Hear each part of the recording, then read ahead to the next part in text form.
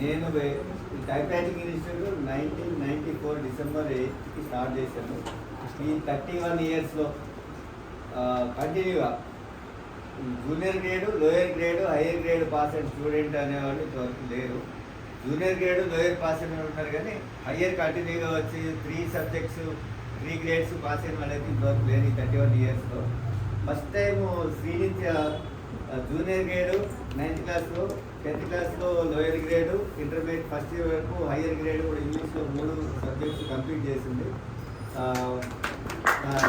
దానికి చాలా సంతోషంగా ఉన్నది. వీటన్నిటికీ కారకులు ఏంటంటే ఇంతమందిని అంటే పిల్లల్ని ఎంకరేజ్ చేసే పేరెంట్స్ ఉన్నప్పుడు ఏదైనా సాధ్యమవుతుంది.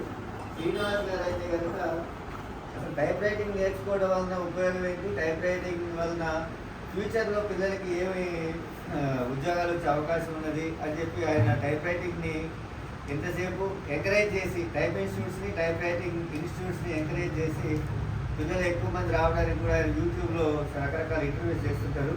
మొదట శ్రీనివాస్ గారికి ధన్యవాదాలు తెలపాలి. 2016లో వాళ్ళ అబ్బాయిని పంపిస్తే చరిత్ని తెలంగాణ స్టేట్ 3rd ర్యాంక్ వచ్చాడు జూనియర్ గ్రేడ్లో. ఆ నెక్స్ట్ వాళ్ళ అమ్మాయి వచ్చింది, జూనియర్ గ్రేడ్ అయిపోయింది, లోయర్ అయిపోయింది, హైయర్ అయిపోయింది. వీటన్నిటికీ మూల కారకులు శ్రీనివాస్ గారు అని నా ఉద్దేశం. ఆయనకి ఎల్లవేళలా రుణపడి ఉంటాము. ఆర్గనైజేషన్ రన్ చేసేవాళ్ళు శ్రీనివాస్ గారికి రుణపడి ఉంటామని నా ఉద్దేశం.